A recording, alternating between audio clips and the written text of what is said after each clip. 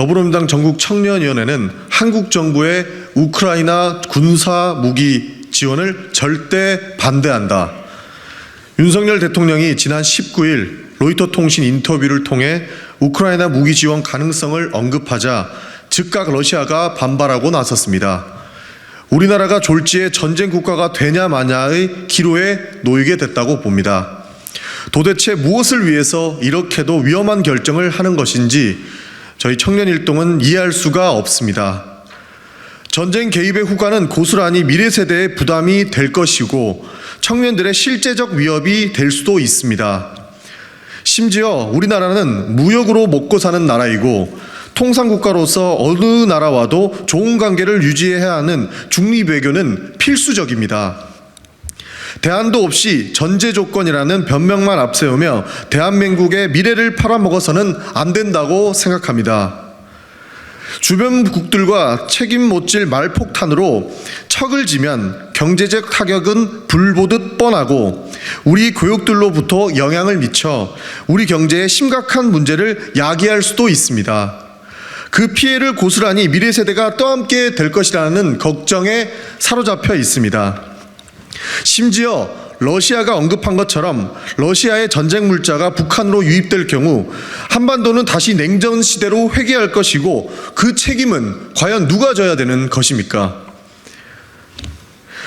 정교하지 못하고 전략적이지 못한 외교라면 차라리 가만히 있는 것이 도움될 지경이라고 많은 분들이 이야기하십니다. 이에 더불어민주당 청년들은 우크라이나 무기 지원을 절대적으로 반대합니다. 먼저 우리 국익이 크게 훼손될 것입니다. 우리가 전쟁 개입 국가가 되는 순간 러시아 국민들에게 대한민국은 적으로 기억될 것이고 지난 30년 동안 쌓은 러시아와의 관계는 파탄으로 이어질 것입니다. 지정학적 측면을 가지고 있고 분단 국가인 상황에서 우리가 러시아와 적대적인 관계로 돌아선다면 우리 국익은 훼손될 것이고 안보에 큰 위협이 될 것입니다.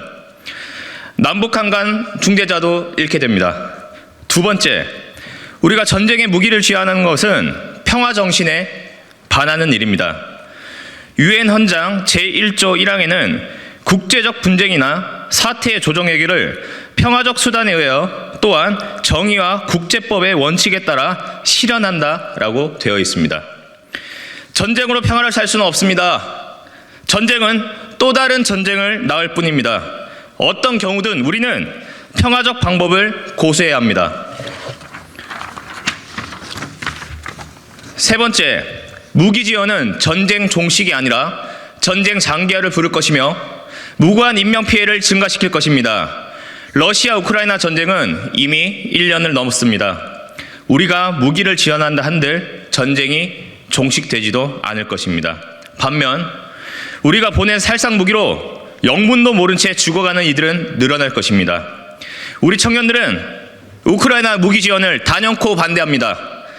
국익 훼손으로 미래 세대에게 피해만 줄 게 뻔하고 대의명분상으로도 평화에 반하고 생명을 천시하는 일이기 때문입니다.